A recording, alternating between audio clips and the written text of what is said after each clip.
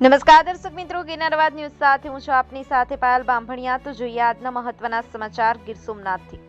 ગીર ગઢડાના ચાખિયા પાસે દૂધ ભરેલ ટેમ્પો પલટી ખાઈ જતા અભ્યાસ માટે જતા 9 વિદ્યાર્થીઓને ઈજાઓ પહોંચતા ખાનગી હોસ્પિટલમાં સારવાર અર્થે ખસેડવામાં આવ્યા।